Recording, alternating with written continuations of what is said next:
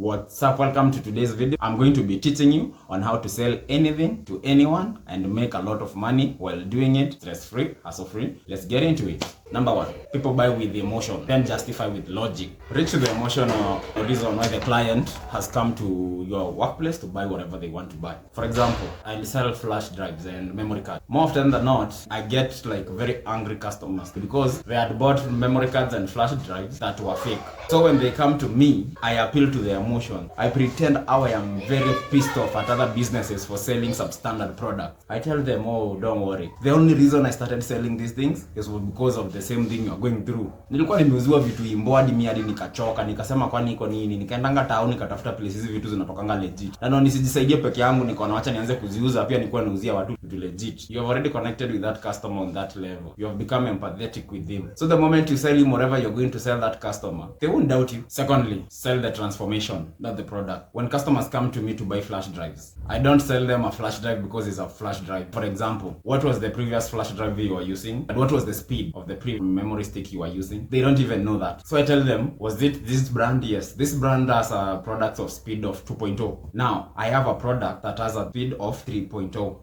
Now they're interested, they're intrigued. What is this 2.1 and 3.0? I explain to them, it is the speed at which your flash or your memory card is going to transfer data. I tell them, the speed is going to save you a lot of time. And then you tell them, these products of higher speeds are much more modern, that they don't spoil easily and such and such. You have sold the transformation. You tell them, this flash will not waste your time when you're transferring data and maybe you're in a hurry. Then you prove it. You must actually have the product. Then you show them, you even compare the speed of our 2.0 product and the speed of your 3.0 product. More often than not, they are very interested and they always go for the 3.0 product even though it's more expensive than the 2.0 product. So sell the transformation and not the product. When you are selling phones, you don't start telling people about the clocking speed of the processors and whatever. You tell them, when you have this iPhone, even your class has changed as compared to when you have an Android. You sell the transformation. That is why you'll realize most youths have even iPhone 6, yet there is a very nice Samsung A14 which is the same price as the iPhone 6. Can you imagine having an iPhone 6 in 2024? But the transformation that product gives you, they believe when you take out your phone when you are answering and somebody sees that logo of iPhone,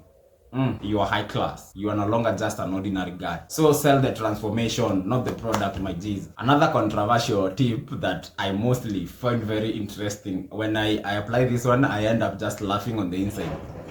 You just tell your prospects the price and then you shut the fuck up. Somebody comes to my shop after I've explained everything, so they ask, how much is it? For example, other brands or other shops are selling it at, let's say, at 1500. I just tell them, this one is 1800. And that's it. I shut up. They will complain for a bit. The only thing I'll tell them is, my product and the one in the other shop are two very different products, and it is okay and I'm good with it. If you want to go buy the product on the other shop, just go and do it. No problem, no hard feelings. That is when you see the person starting having some monologues with himself. You look around them, anyway, just give it to me. It's okay, no problem. So you have said it's okay. Do I have warranty? When you give too much room to bargain, you are diluting your product, you are diluting your price. They start wondering, why has he come down from such a high price to such a low price? You lose the authenticity of your product. Point number 4, it is easier to sell a product that solves a problem than one fulfilling desire. I'll give you a very simple example. Let's say you are selling cars and then a guy who is looking for a car to do a taxi business comes to you. Will you start selling them the Range Rover Vogue? No.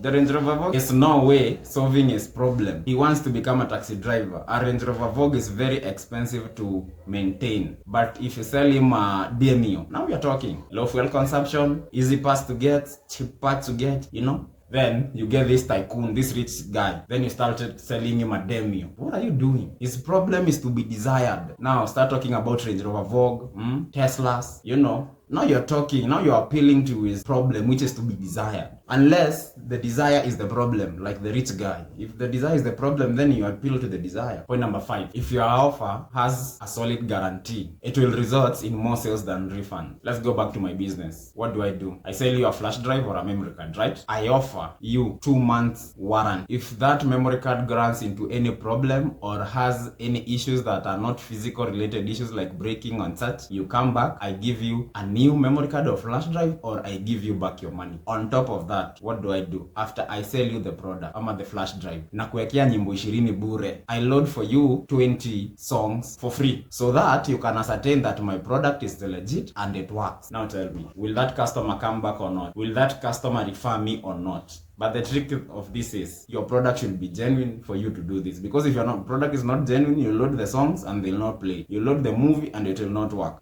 Okay? Point number 6. Your product or services should meet demand, not try to create it. The only problem with people is that they try to create demand where it's not there. I remember my high school agriculture teacher. He one day came and asked us, if you go into a town and you find those people don't have shoes, will you go buy shoes and come sell them shoes? And all of us were, oh yeah, we will. Then he asked us, what if it is a taboo in that town to wear shoes? What if it is the law of that town that does not allow people to wear shoes? Will you now still go and buy shoes and come sell them? Now everybody all of a sudden knows, no. The lesson here is that there was no demand for shoes in that town. But if you go and buy shoes to come sell to these people, what are you trying to do? You're trying to create a demand that is not there. But what if you go and buy some good oils to apply on the feet of people after somebody has walked barefoot the whole day, for them to apply on the feet and feel relaxed? Now we are talking, okay? Because that demand will already be there. So from this, I learned a very valuable lesson, that you should always try to meet the demand, not to create it. I'll take you back to my business. How do I manage to stay afloat in this market? It is very simple. Most of the memory cards and flash drives out there are very fake. So there's a demand for genuine products. People want genuine products, which they can, like, it's really hard to get. Whatever they buy even in online stores, the legit ones, is a very slow flash drive or memory card. Some don't even go for 2 months. But what do I sell them?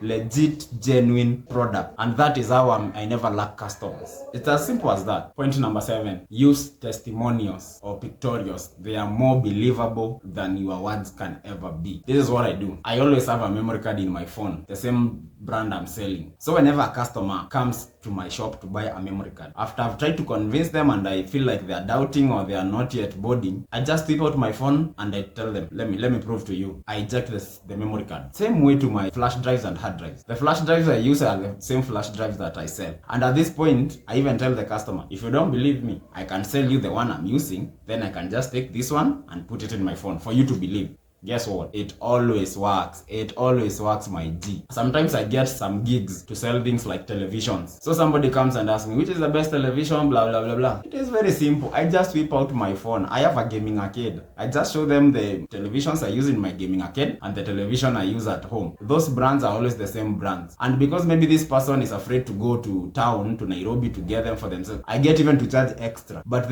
the point is, they already have proof that whatever I'm going to bring them is legit and it is going to work for them and for their needs. It is as simple as that. It is not really that hard. Point number 8, and most small businesses don't use this, only big businesses and supermarkets use this. You need to quantify the time frame of your offer. If you don't quantify the time frame of your offer, then you are wasting time. For example, I own a gaming arcade. This is what I do. I might wake up one day and just have a poster on the door. Play 2 games, get 1 free. Valid till Wednesday, and it is on a Monday. Do you think the traffic I will have between Monday and Wednesday is the same traffic I will have between Thursday and Friday? Definitely not. Between Monday and Wednesday, I will have so much traffic because everyone wants to play the extra free game after playing the 2 games free. And on that, people who normally play 1 game will end up paying for 2 games so that they can get the 3rd game for free. Have your offers to be time bound. Create an urgency so that people can buy your products and services a lot quicker and in larger volumes. Okay? Point number 9. There is no such things as too much price, just too little value. If you know whatever you are selling is a legit product, do not compromise on the price. I will tell you for free, most companies and most products and services are substandard and are not legit at all in this world. That is something I came to realize. For example, let's go back to the flash drives. And I'm not being paid to advocate for any flash drive. Most of these flash drives in the market are very fake. They are not, even if you give me one for free, I don't want. You can keep them. But you find them in the market at retail price. A Toshiba 8GB flash drive, the fake Toshiba, by the way, for your information. 8GB flash drive, 500, 400. But an original SanDisk flash drive, 8GB the same, 900, 800, the best price you can get. That is what I do. I just explain it to the customer. You know what? There is the Toshiba 400 and there is the SanDisk 800. This one is original. This one is fake. The price is higher, it's low. It's up to you. Choose whatever you want. I will tell you this for free.